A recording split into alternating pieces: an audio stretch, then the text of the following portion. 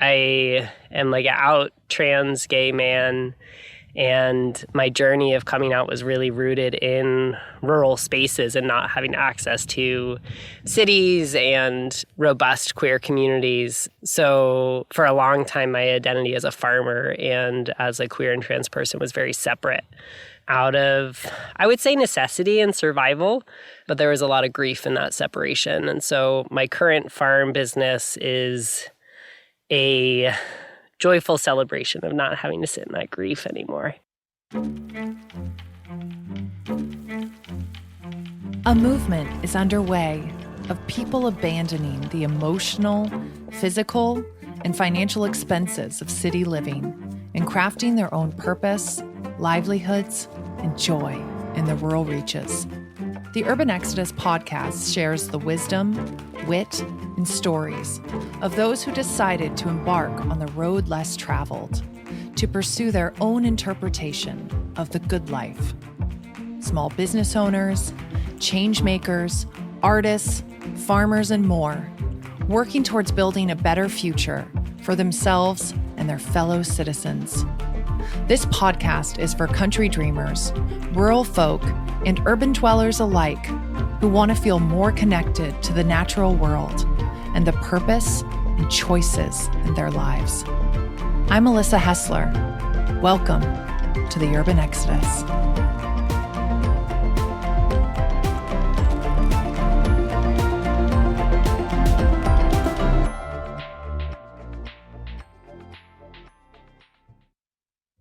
I'm excited to invite you to my conversation with Bo Dennis of Dandy Ram Farms. Bo is a flower farmer, a new farm advocate, and a rural queer activist. This is an insightful and honest interview, and I'm very grateful for Bo's trust in sharing his story on the podcast. As a queer and trans person who has lived in rural spaces his entire adult life, Bo's lived experiences offer a glimpse into the hardships that LGBTQ+ people still face when it comes to accessing health services and feeling safe and accepted in their rural communities. He has lived in small towns throughout Maine, ranging from a small island of only 11 year-round residents to his current town with 900 residents. Bo is deeply passionate about breaking down the many barriers in farming and speaks on the real need for more financial transparency and acknowledgement of privilege in the farming space. In addition to running his small-scale flower business, Bo also works for the Maine Organic Farmers and Growers Association. As a new farmers program specialist, he helps connect new farmers to educational, financial, and infrastructure support to get their farm business going.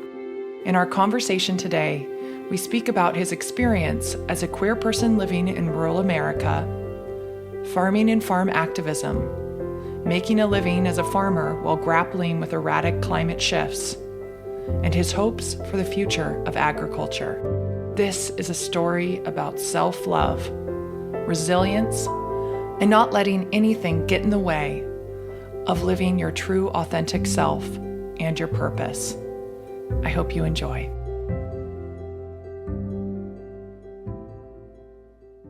So I'm really excited to have on the show Bo Dennis of Dandy Ram Farm. And you are a flower farmer in Monroe, Maine.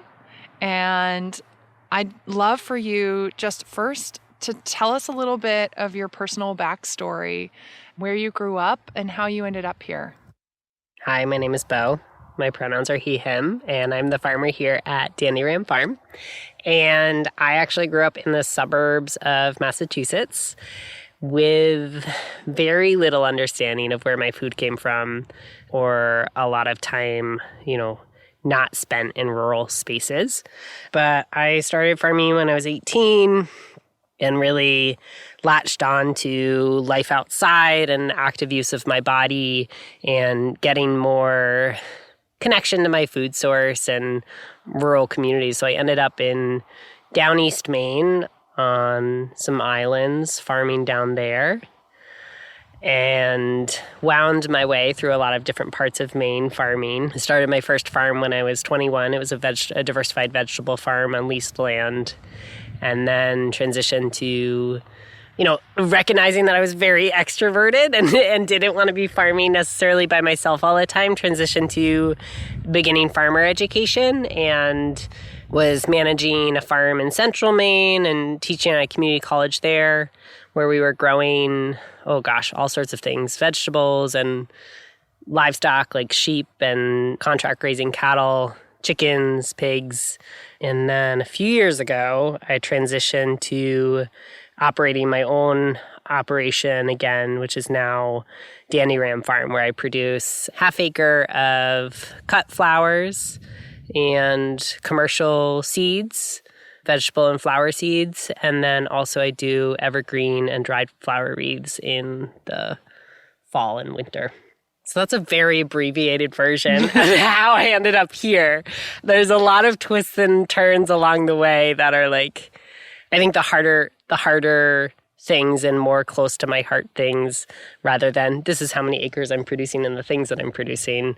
I am an out trans gay man, and my journey of coming out was really rooted in rural spaces and not having access to cities and robust queer communities. So for a long time, my identity as a farmer and as a queer and trans person was very separate out of, I would say, necessity and survival, but there was a lot of grief in that separation. And so my current farm business is a joyful celebration of not having to sit in that grief anymore.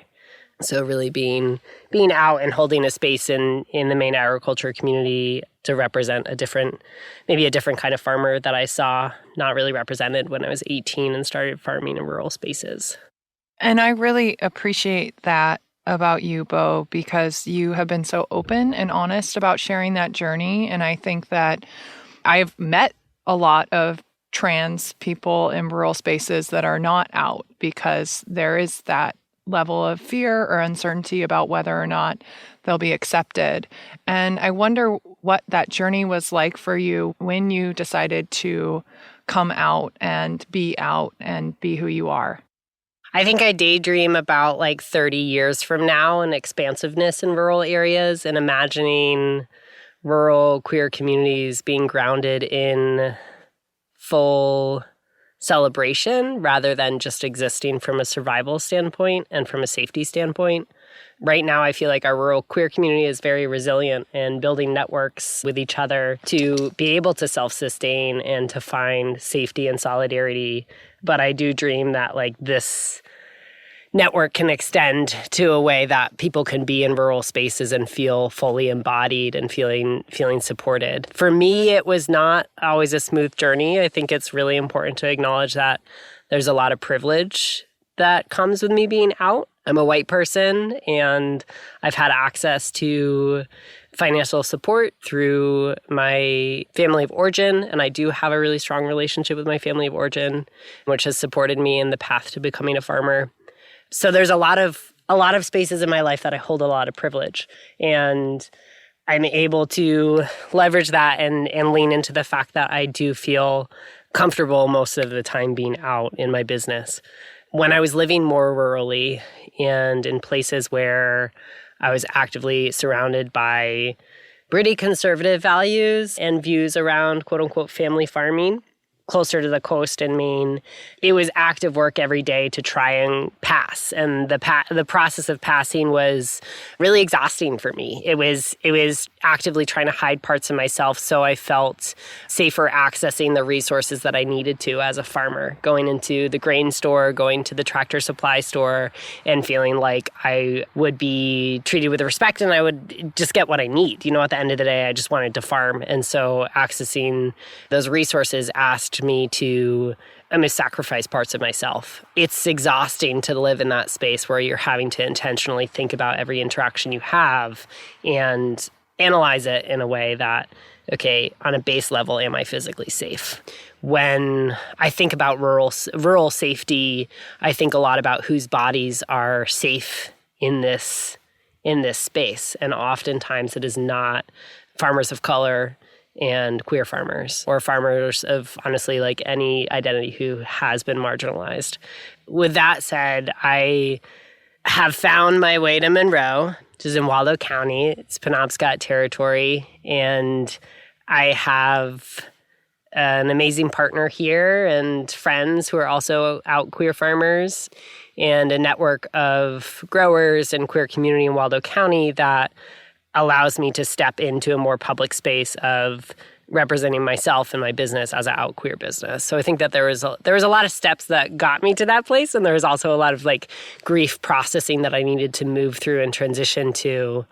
And it's not linear, the healing that we do along the way towards like queer liberation is not a linear process. We exist within systems of like white supremacy and heterosexism that reinforce a daily resistance that we have to experience of, trying to navigate a way where we feel fully embodied and supported in ourselves in a way that we really do love ourselves and love our community and feel connected to this land. And for me, like the link between farming and being an out queer person, there's a lot of liberation in that connection.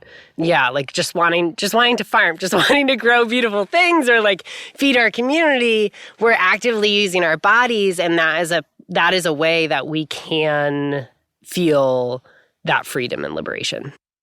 I wondered if you could speak a little bit on your experience. You've lived in rural spaces since you were in your 20s, working in farms.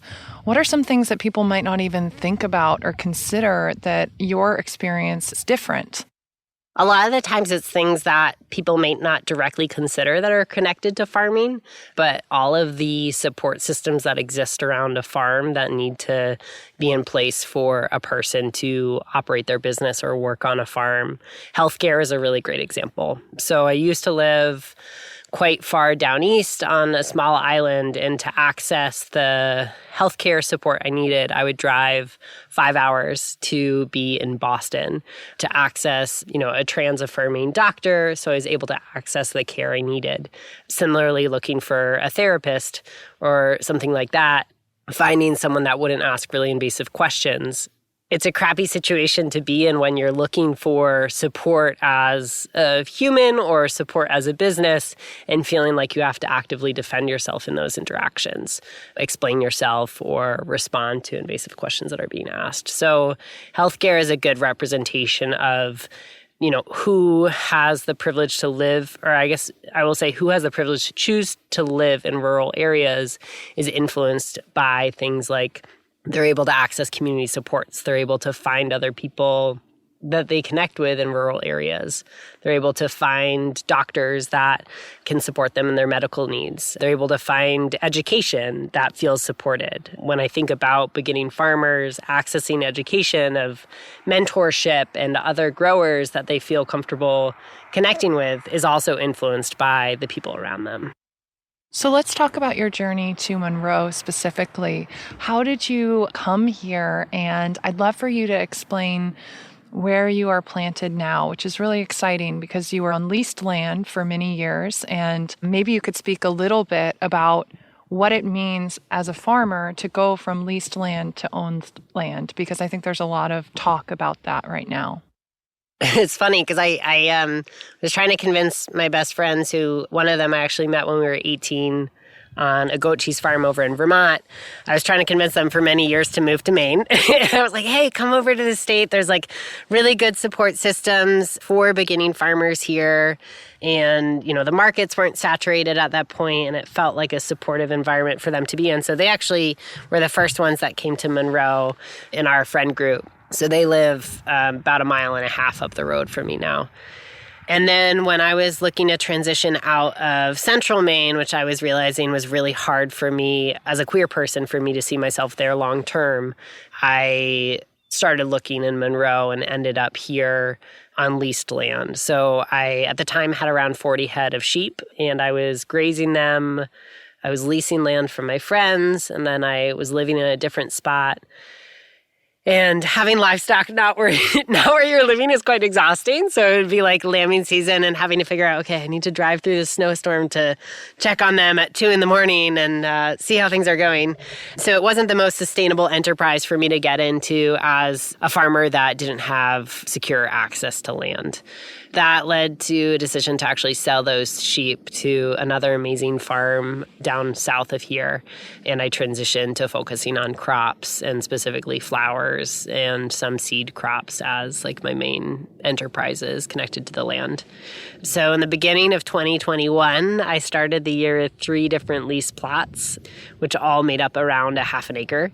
So they're all around town, but it was a lot of driving around and thinking about systems of, okay, I need 3 different irrigation systems and the soil is a little bit different in each place. And it was a lot of hustle to try and coordinate that and still leasing space for, walk-in and a greenhouse. I had a lot of hesitations around purchasing land. I don't believe that the current real estate system that we exist in is a supportive one for equitable access to land. I see it largely as a colonizing force that continues to perpetuate wealth hoarding, specifically by white folks. 98% of the land, and probably more than that, in New England is owned by white farmers. And, from the very beginning of agriculture and from the very beginning of what we know as the United States, agriculture was used as a tool of colonization, from everything from the Homestead Act of 1862 and having people settler colonials live on land and quote unquote protect it, and then they could get it for free from the U.S. government, to here in Maine, people purchasing land from the government from bounties that came from Indigenous folks' scalps. That is the legacy that we have around land in this country and in Wabanaki Confederacy territory of what we know as Maine. And so I was struggling as a grower to figure out, okay, how do I have just relationship to land? And how does my business that profits from stolen land sit within this space? I was holding those pretty strong beliefs alongside of the lack of sustainability I had in my business of driving around to these different spots and not really seeing a long-term vision for the business realized within that transport, that every day of driving around. So I guess it was the spring of this year, I was looking around still. I'd been looking for I guess a few years pretty casually, but then ramped up that search this past spring. And this current property, which is it's a neighbor to the post office, and downtown Monroe. If we don't really have an uptown, we have a elementary school, a post office, and a church, and a country store. But it's on Main Street here in Monroe, and it came up on Zillow. And up until that point, I had been working with organizations like Land for Good, which supports farmers in their land search and accessing secure land tenure for their business, to really hone in on what I was looking for as a farmer. And this property met all my search needs. It's about 18 acres and around 3 to 5, which are tillable. So as soon as I got it under contract, I showed up with a tractor about 5 days later or so and tilled to put in perennials and then start cover cropping to prepare for next season, for everything to be in one place. So yeah, what does my relationship to this land look like now? I am in town, so that is something that I think a lot about, especially as a queer person and rural safety. We did put up some privacy fencing and planting some trees to kind of create a space that is more supportive and safe. And my land justice values have been able to be integrated into my business planning in a way that right now feels reflective of my values. I do the same amount that I pay in taxes, which I think is around $1,500 a year, to the state and the government. I am redistributing that amount to Indigenous-led land projects, recognizing that relationship to land is a route for self-determination for the tribal communities here, So that's one way that I embody that in my business. It's something that I integrate into my cash flow just as I would like infrastructure expenses, and happens every month. And then I also think a lot about like profit sharing and what does it mean that I'm profiting off of this land, and committing to that long-term, some percentage profit redistribution to different organizations and organizing groups in the state. Other things that I'm thinking about is this land is more than I need. I am only growing about half acre of crops at one time, so I have a vision of tilling up more space and seeing if other, beginning farmers and specifically queer farmers need spaces to grow. So I'm excited to see where that dream goes, but I think I need to prepare the soil before I offer that up. You just got here. You see, you've got a lot of really good big plans for the future. Yeah. So I'm building the infrastructure to envision that. And also along the way, sharing medicine and food that grows here with folks that might not have access to it. Because I think that's another way that colonization leads to food insecurity and lack of medical care, because folks that are land-based, which is arguably many of us and all of us, not having access to the land can lead to cultural erasure and disconnection to food and medicines. So trying to figure out how to equitably distribute things that grow here as well. I'd love for you to talk about your relationship with this community and the community that you've built in Monroe, because it is a very small town. I know that your friends live up the street and that you have a really strong community there, but how it feels to live in a small community and just your experience. Yeah, I think that there's 400 to 600 people that live in this town. I used to live on an island with 11 people. Oh, wow. And I used to live in another town with 62 people. So this is a huge town. This is a big city for me. So that's fun. Yeah, I'm really grateful for the fact that there are a lot of young farmers in this town and in this county that we are in. I've lived in probably 4 or 5 different counties in the state, and I love this one, so I'm glad to now call it home. My business model, I sell fresh flowers in the season to a few different florists, to a local restaurant who actually just helped me skin my greenhouse, so that was awesome. That's awesome. And 2 different wholesale accounts where they take mixed bouquets, but then another aspect of my business is a sliding scale flower CSA. So folks pick up every week for 12 weeks fresh flowers from Seek No Further Farm, which is my friend's farm up the road. And that's been an incredible way to get connected to the fact that people are here. I am somewhat shy in some interactions and I have a lot going on, so I'm not always around to be able to engage with folks, but their response has been really fun to see that happen. And I also sell flowers at our country store up the road. That has been a really great way to start to meet people and get connected to the local cast of characters we have here. Generally, it's been really, really supportive and positive here to lean into those relationships and feel supported and feel safe reaching out to neighbors for help if I need it. I think that's something we talked about last time too, is thinking about rural resiliency. While there's many political divides in these places, if the power goes out, we're all affected by it. We all need to bring in wood for the winter, for our wood stoves, and we'll support each other in those ways of making sure that local food is available and making sure that people's needs are getting met and we can support each other along the way. So generally, it's been really positive being here. A little bit more contentious around elections. Yeah. I mean, it's interesting because I do feel like there's a really deep divide right now. And, that's just our current political climate is so contentious. But kind of seeing rural areas, you do have to kind of look beyond that to a certain degree, as long as people aren't being threatening. Because, when the power goes out, everyone's got to help everybody else out. We have a local Facebook page. So many folks, there's a few hundred people on a Facebook page, and sometimes it's bickering as you do in small towns, and sometimes it's people letting know, okay, this road washed out because of the 5 inches of rain we got on Saturday. So it is supportive and helpful. We have communication channels like that. I love living rurally. I love living in small towns. The pace is much slower, but it does mean that we need to work harder to build relationships because it's easy to kind of, especially in the winter, it gets wicked dark. And we just like hole up in our house for 8 months next to the wood stove. It's easy to not reach out for help and build those community connections.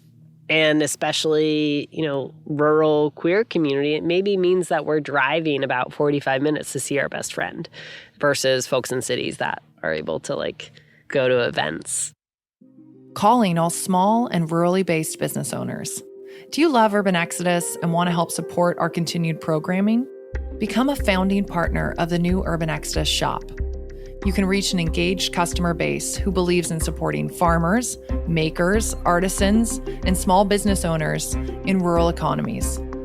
We are looking for culinary delights, home goods, body goods, art, textiles, adornments, more. We just are really interested to see what you're creating and try to help you get it out there to a larger audience. And we're looking for vendors who make quality products, who pay a living wage, and who run sustainably minded operations. And if this sounds like you and your business and you want to learn more, please click the partnerships page on urbanexodus.com. What advice would you give to people in the LGBTQ plus community that are living in a city and, they love the community that they have there, but they want to get out. They want to get out of the rat race. They want to go to a rural area. What are some things that they can do to find a community that feels right for them, that feels safe and welcoming and supportive to their needs? Thank goodness for the internet. Seriously. and that's what I say is that like I, have used dating sites like Tinder to meet new friends. It's harder to find each other. It's harder to be able to be like, oh, I'm going to go out to this bar and be able to meet folks that I share things in common with. We have a dive bar that has karaoke on Thursday nights pre-COVID that we would go to, but we made sure that we were in a crew when we got there because it wasn't exactly a safe space. So how do you find that like crew and that gaggle? I think that it is through community networking and resourcing, a lot of which is based online. For me, that process has looked like meeting friends and connecting through different apps and different platforms. Maine Transnet is an awesome organization that has trans support groups throughout the state, and I've accessed them, and that has led me to, oh, hey, this doctor is super, super queer affirming. This therapist is really rad. Or, oh, hey, you're a farmer, you should connect with this person. So those relationships, it's kind of like following a lot of strings and hoping that they lead to a supportive community. It does take longer, and it does take maybe more extra work to find those links and to piece them together. You moved here single, but you met your partner, your boyfriend here. There's so many people that have reached out through Urban Exodus and said, oh, well, I'm single, but I really want to make this move. And it doesn't matter if you're in the queer community or you're in the, what would that be called? I don't know. The other community. It doesn't matter. Yeah. There is this fear of like going out it on your own. Yeah. Do you have any advice for people who are single, who are like, I really want this lifestyle, but like I'm worried that I'll never meet a partner because there are so fewer options? I didn't move here single. Oh, you didn't? No. Okay. It's all right. I moved here with a great partner that I was partners with throughout my 20s, and we separated about 2 years ago, partly because I was, coming out more fully as a gay man and realizing that was the relationship that I was not supporting me in that identity piece.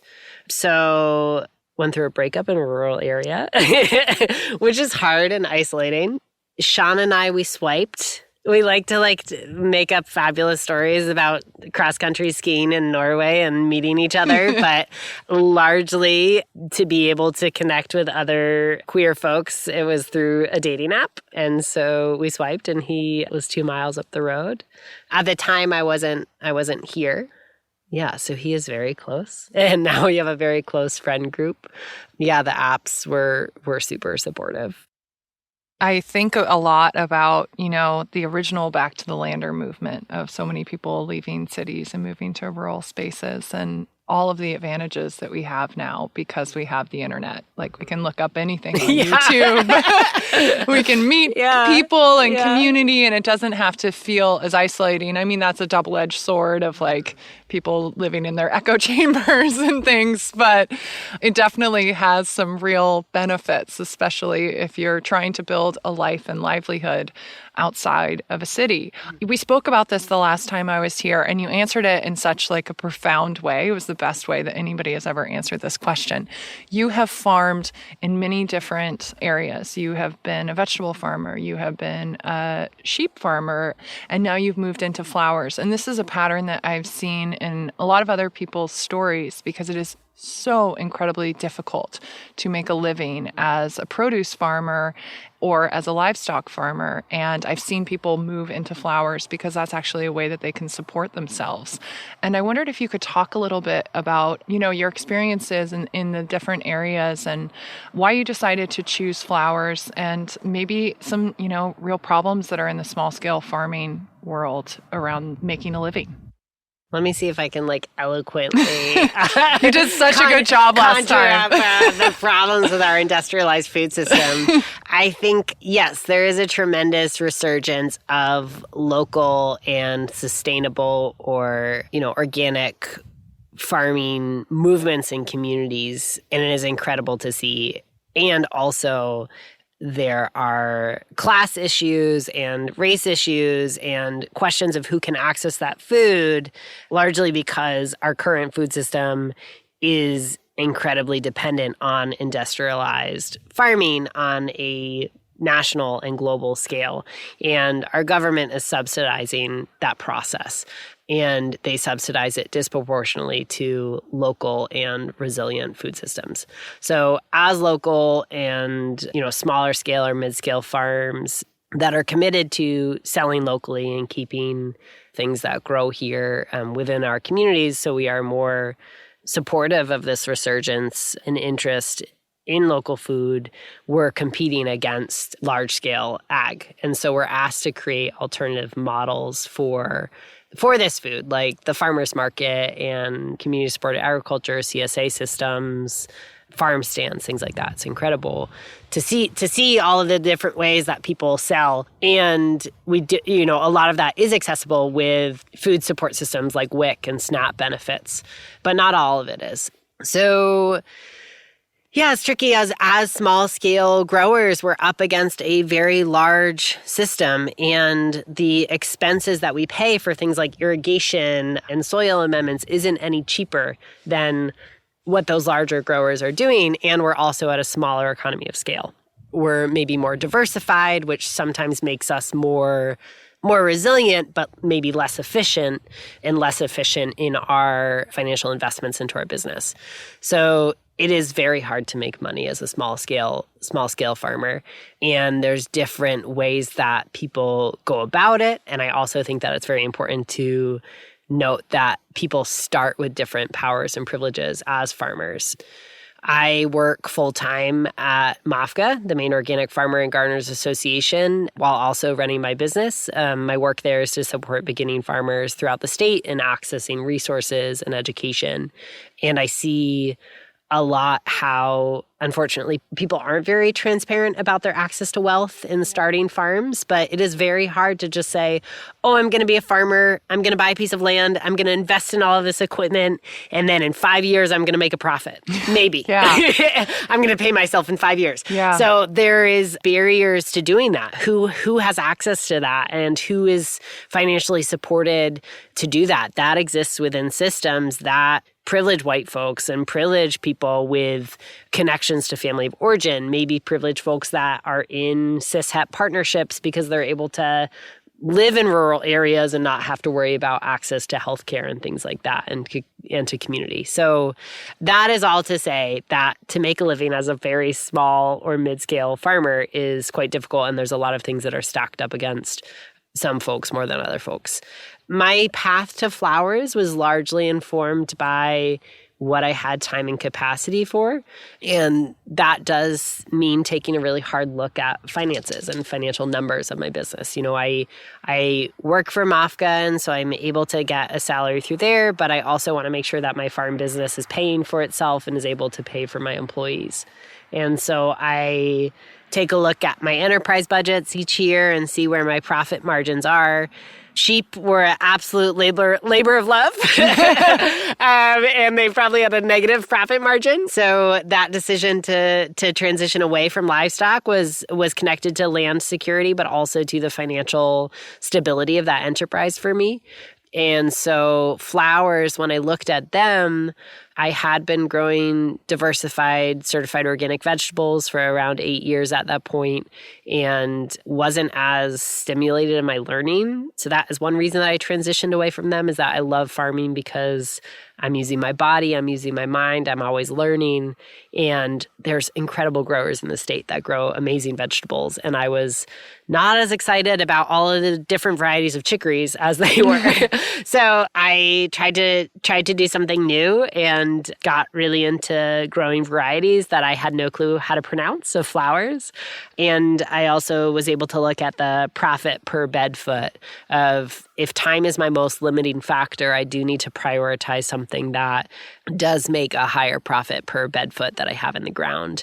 And flowers are doing that for me.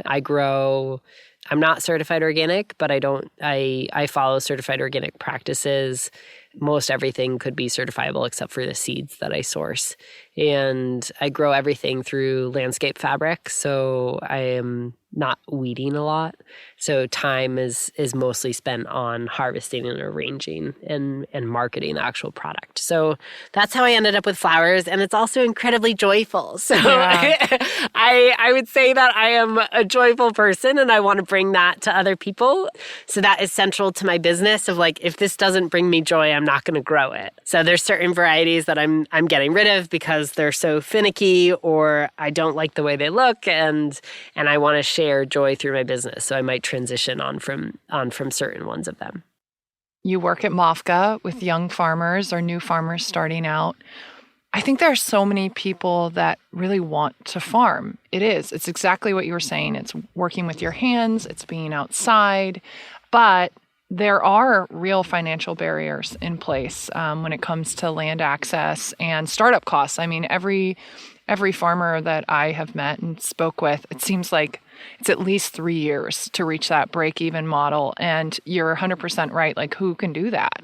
What advice would you have to people who would really like to get into farming that maybe don't have access to generational wealth or land access? Yeah. I mean, you've hit on it. It's like the top barriers that I see beginning farmers facing are like access to land, access to capital, access to educational supports and mentorship. MAFCA helps with connecting people to mentorship and community, and then also, resource and network navigation to access the capital. I think the first thing is, like, stop comparing yourself to other people. It's like, as long as we have this bootstrap mythology of anyone can do it, anyone can farm, and people are not transparent about their access to generational wealth or access to networks and support, unfortunately, that has a really negative effect on people's mental health around if they can start a business or not. The sooner folks are transparent about that, I think the better off we will be as a small business community. But I also think that it's important when people are starting out to take stock of what they do have, instead of a deficit mindset of, I'm never going to be able to do this because I don't have X, Y, and Z. It's really taking more of a, asset framing of, what do I have connection to? What do I want? What do I want this to look like for me? What feels possible? And starting from there, thinking about all of the community members that you're maybe connected with. You might not have access to land, but your neighbor up the road does. Put a note on their door That's how I actually got access to a tractor, is I saw a tractor out in a field and I wrote a note on his tractor seat, or I left a note on his tractor seat. And now we have someone that comes and tills our field every year. Thinking more about like, what are the things around you and how can you leverage those relationships to get where you need to go? Unfortunately, it is very true that very few people want to finance a startup. A lot of the times, in order to access financing, people need at least 2 years of business records. So that's the question of who can get to 2 years of business records. Sometimes the Farm Service Agency provides business loans to folks that are able to prove that they are in a management role for at least 2 years. So I suggest that people take it slow. Don't bite off more than you can chew. It's okay to work, 1 or 2 other jobs while you're getting to where you want to go with your farm. I don't know a lot of farmers that in their first few years don't have off-farm income or don't have a partner or a family member that has off-farm income that's supporting them in their process of getting to, that profitability of their farm. So there are ways around it. The Farm Service Agency, the Small Business Development Center, and SCORE, there's national branches of those resources that can pair you with a retired business owner that can help you through the process of writing a business plan so you feel more confident in what you're doing and how you want to get there. So when you approach lenders, they're able to see your vision in a way that is fundable. Yeah, I don't know if that's helpful. I mean, that's a great response. And I think that there's like this stigma, just like what you were said, people kind of hide. There is this bootstrap mentality in farming, and people kind of like, they don't want to be transparent about what they have access to. And so it can make people feel like they're failing. And there's a stigma attached to having an off-farm job. Am I really a farmer if I have an off-farm job? And like, oh, well, is this a hobby because I'm not making money from it? And kind of just, letting some of that go and just like planning for the future and having like manageable benchmarks that you can reach. Yeah, I mean, and the bootstrap mythology not only harms our perception of, capital and wealth within the farming community, but also harms our perception of mental health. As a community at large, in the agriculture community, and also folks, maybe our customers or people around us that see local farming and local farming communities, there's this romanticization of the work. There's this romanticization of this beautiful, beautiful farm and these young farmers tilling the soil and the farming legacy and all of this language that makes it seem like we are fucking superheroes. And like, yes, we are. We try and do a lot. Like when you're a farmer, you're asked to be a carpenter and a soil steward and a marketer and a business owner. You're asked to do mechanic. Yeah, mechanic. Like you're asked to do all of this stuff. Sometimes, I would say all of the time, it is too much. And so the bootstrap mythology of us just going it alone is really damaging to our mental health as a farming community. Asking for help is one of the hardest things that I think someone can do. Many people get into farming because they are stubborn and they want to work for themselves, myself included, probably. I know that I'm stubborn and I struggle asking for help.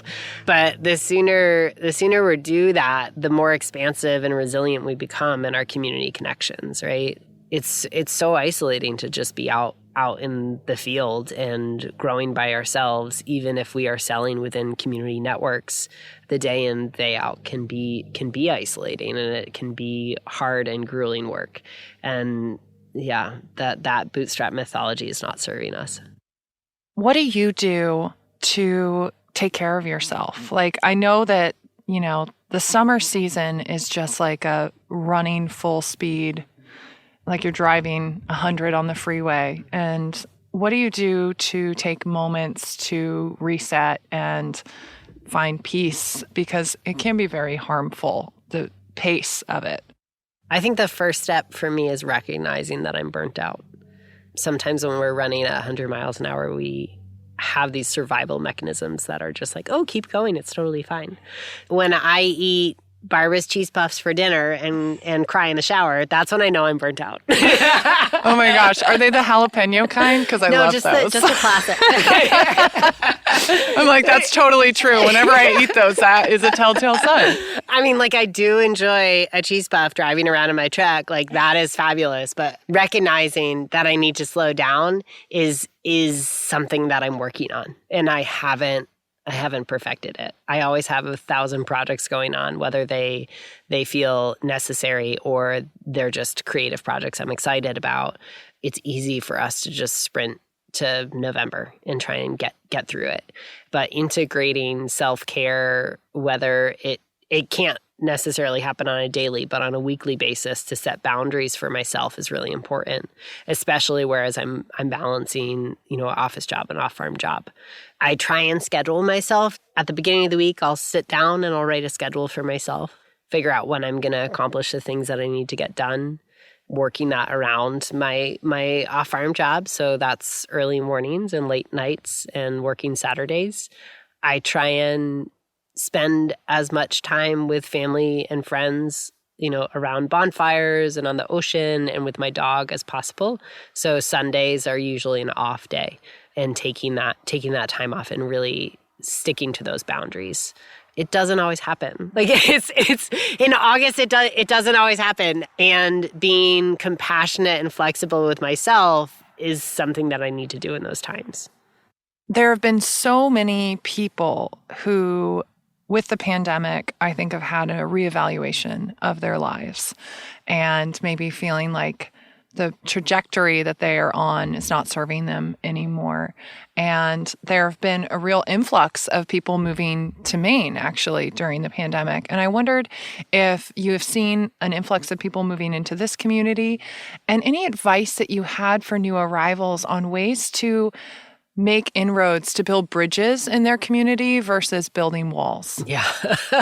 It's hard. I mean, as someone who was looking for land while the COVID, real estate market spike was happening in rural areas, it was really frustrating to see folks that had never lived in Maine before move to rural areas and buy farm sight unseen and see that land not transition into the hands of the next generation of farmers.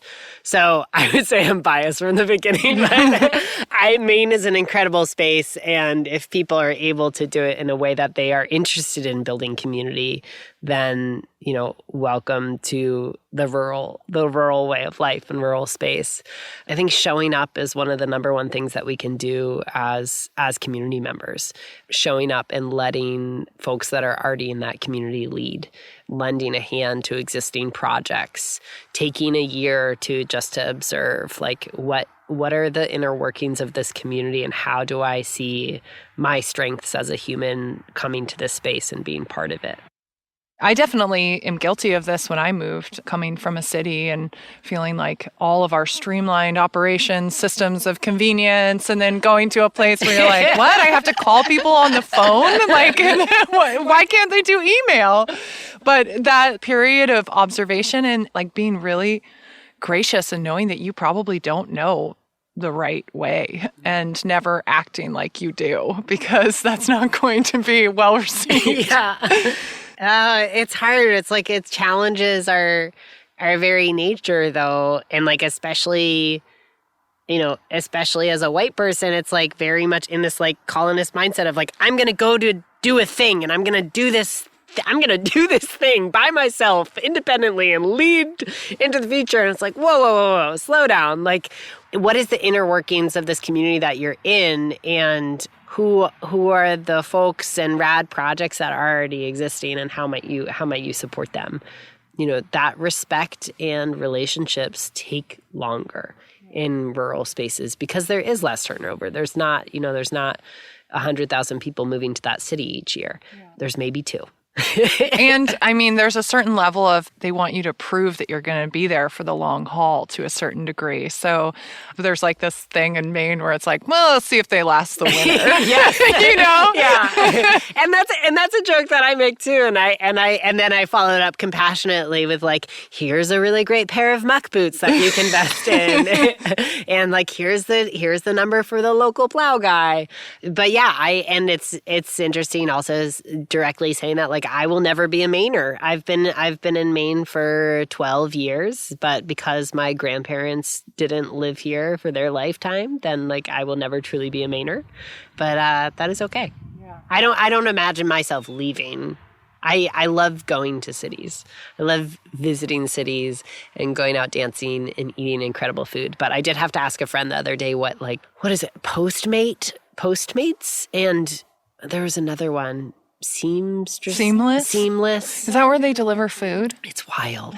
They come to your house with food. I know. Yeah. Whenever I go back home to Northern California, it takes like a whole day. So I have to drive an hour and a half to Portland and then fly across to San Francisco. And I stay at a friend's house in San Francisco because then it's a 6-hour drive to remote Northern California where I'm from.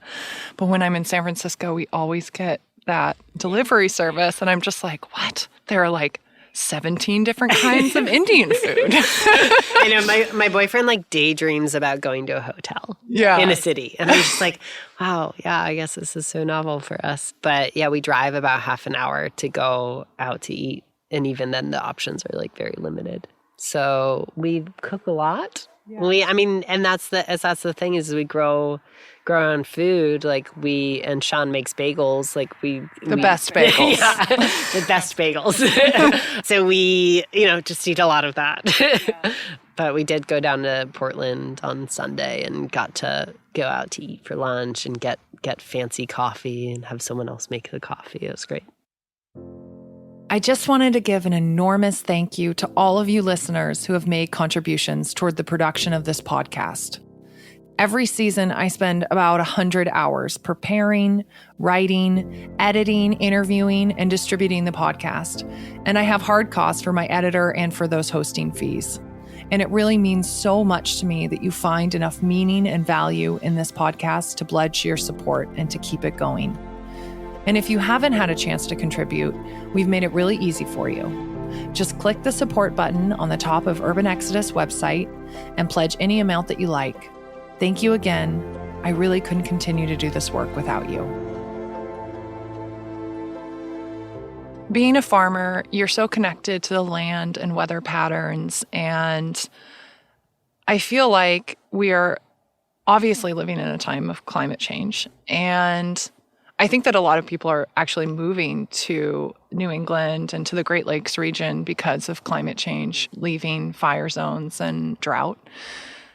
I wondered what your experience has been like farming and what you've seen just because you're so intimately connected to the weather. Yeah, we really are. Especially this week, I've been trying to skin the greenhouse, and it keeps getting windy. So we finally did it this morning. But our businesses are interconnected to the weather in a way that I don't believe any other industry is. And the scary thing is that means that our whole food system is impacted directly by climate change and climate catastrophe.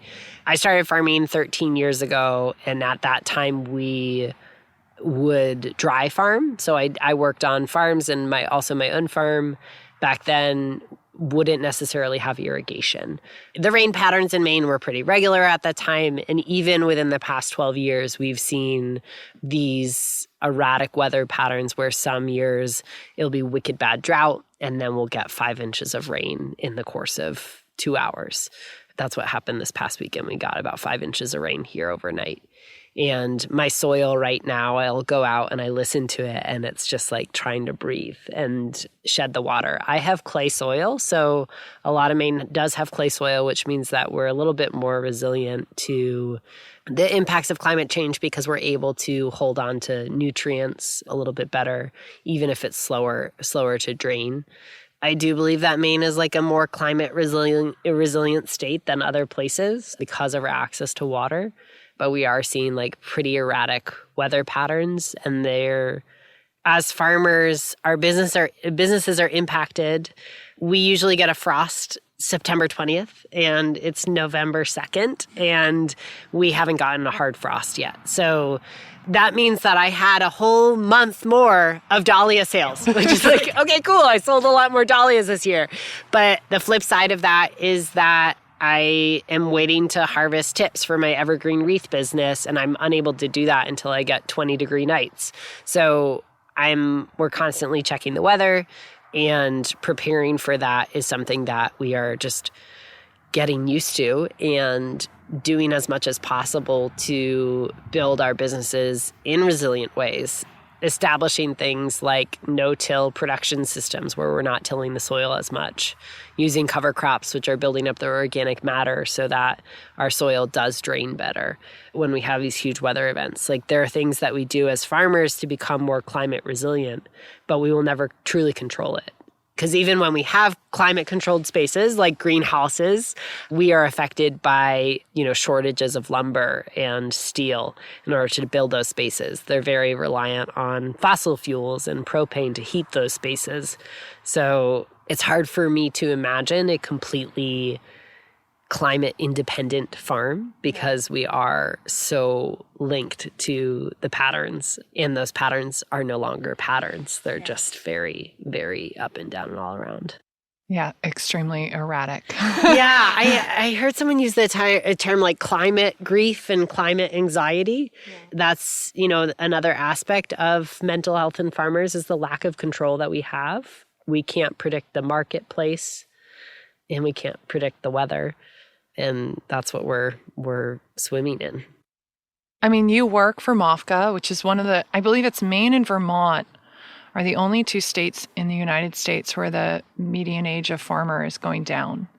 And I think it really has to do with the organizations that are here to support, and also, to a certain degree, the cost of farmland, although the pandemic has definitely shot that up quite a bit. I would love for you to talk a little bit about if you had the power to fix farming, because you have worked in this for so long, what would you do? What would you say to policymakers if you could just have your way and help to fix this really broken agriculture system that we have right now? What would you tell them that needed to change? Give the land back. No, I think about who is most impacted by climate change. Environmental racism. We know that folks of color in cities are most impacted by climate change.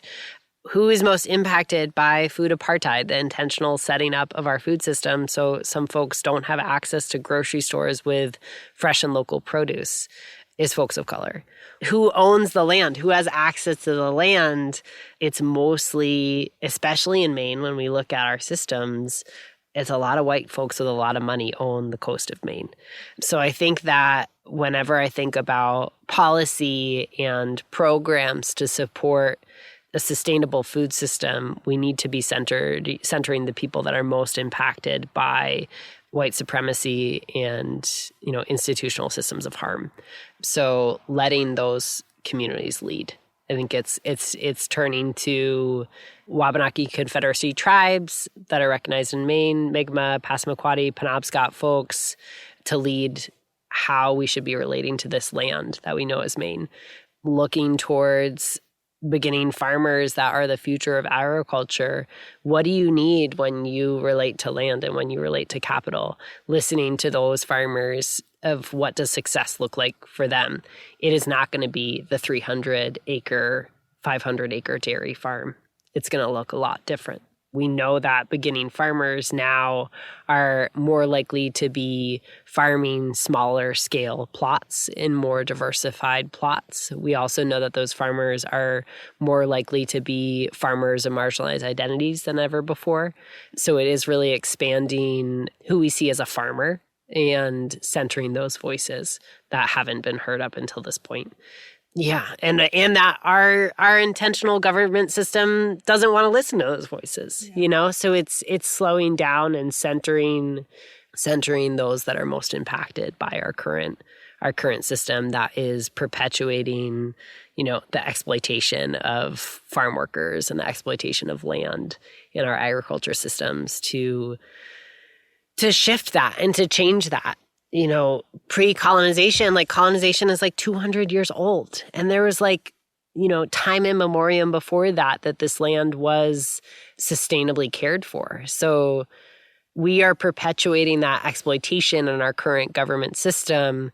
And so it is slowing down and transitioning power and land to those that will lead it in a more sustainable way. Would you ever run for political office? Absolutely not. I think, political office.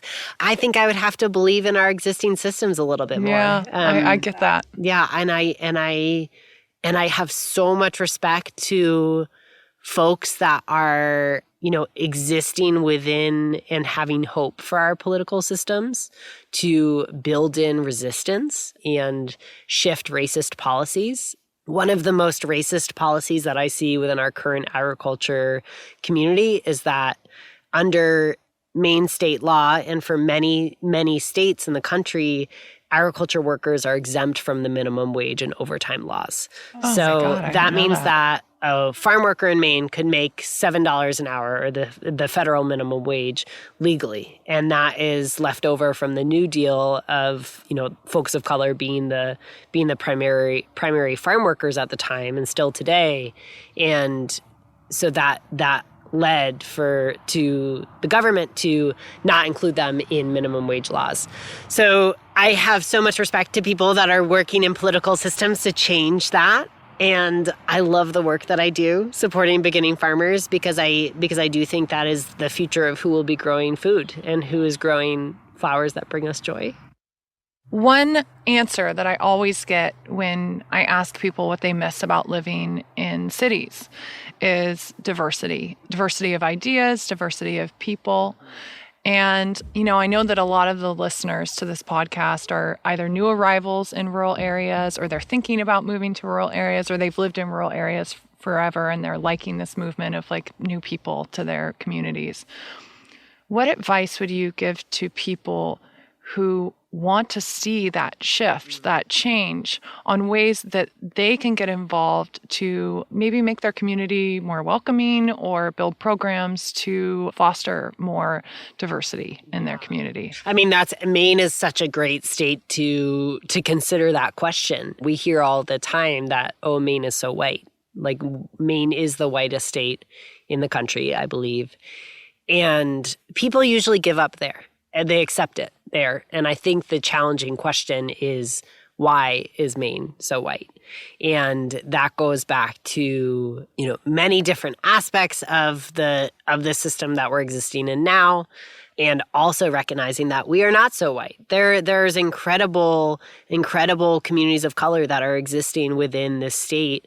And we need our rural communities to shift to be more supportive and inclusive.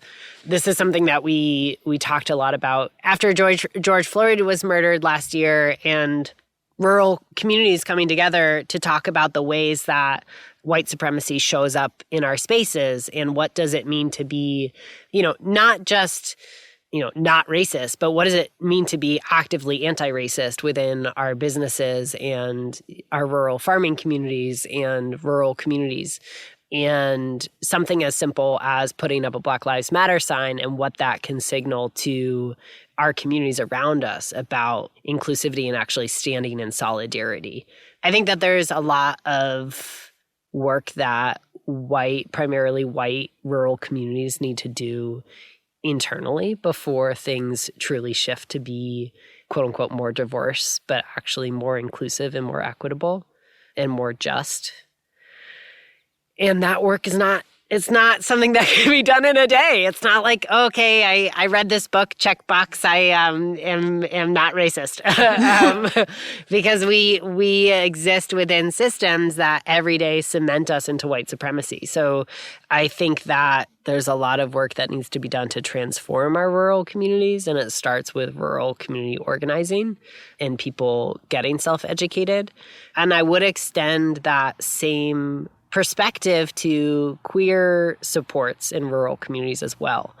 Because I'm publicly out, I do occasionally get questions from neighbors about like my trans identity or my queer identity. And I will say that, like, I should have prefaced this, but I do use the word queer as kind of a reclaimed term that recognizes gender and sexuality beyond a binary, and recognize that older folks in the LGBTQ community might still see that as a derogatory term or a slang that hasn't been fully accepted. And I recognize that. And so that, that might be a question that I get of like, oh, why do you use that word to describe yourself?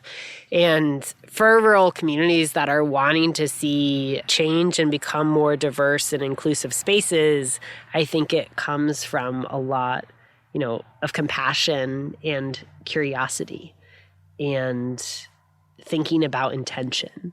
Why do we want our spaces to be, quote unquote, more diverse? Why is that important to us?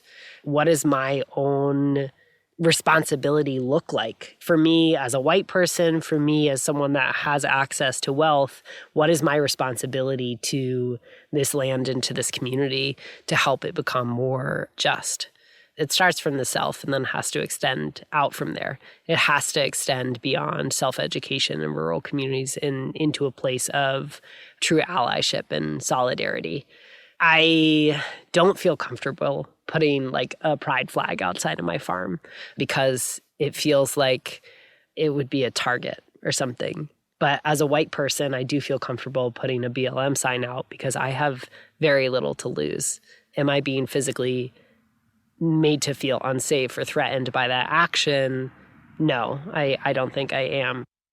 I think that you said it with the questioning what you can do and thinking about, what skills you have and, also looking out and seeing what other organizations are around too that you might be able to lend those skills to, because it doesn't need to be huge. It doesn't need to be all of your time. It can just be, a weekend stuffing envelopes or something, Yeah, and like there are so many rad, I think about the organizing that's happening in Maine, specifically like led by queer folks or led by Indigenous community members. Like there's so many rad organizations that are here. Like how can we lift them up and center them and build community from there? Of like this organizing is already happening.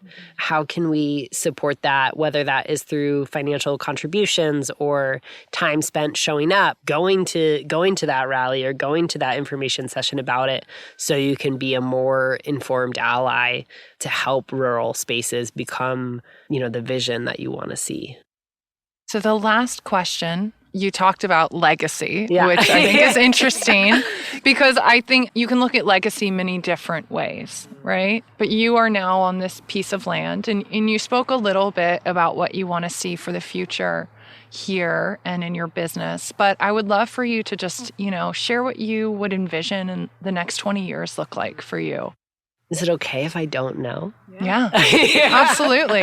And I have so much privilege in not knowing, like I don't really know what the next chapter looks like from here. The word legacy is a complicated one. I think that a lot of the times in farming organizations, that term maybe is used to further center like white nuclear family models of farming and generational farming models, which as a queer person, I do not see myself represented in. I do not see myself represented in the words family farm. Other queer farmers do, and that's great. I think that we need to expand what family means. Mm-hmm. And I think we need to expand what legacy means.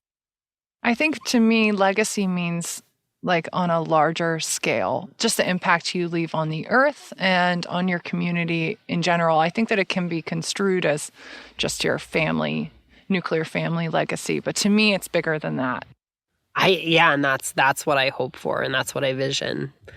I hope to build a community around my farm, and I hope to build a community within agriculture that people see themselves represented in, and that people feel supported in, and people feel like they can thrive rather than just survive. That's what I'm striving for. Thank you for listening to my conversation with Bo Dennis.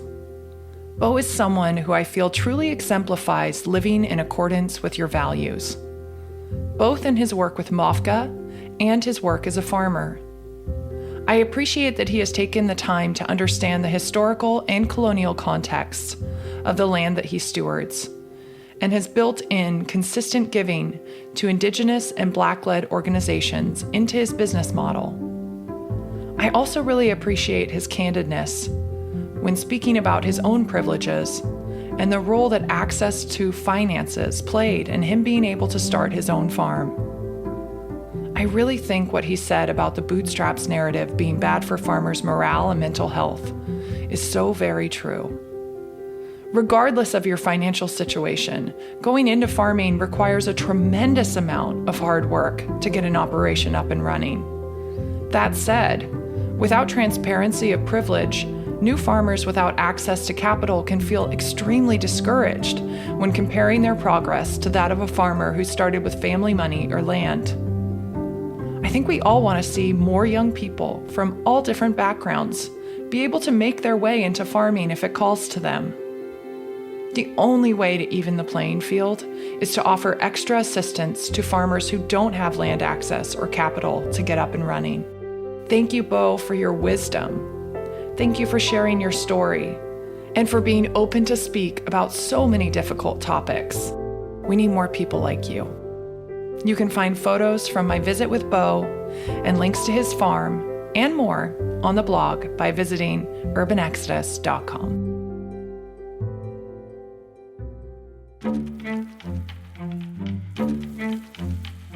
Hi friends, thank you so much for tuning in to another episode of the Urban Exodus podcast.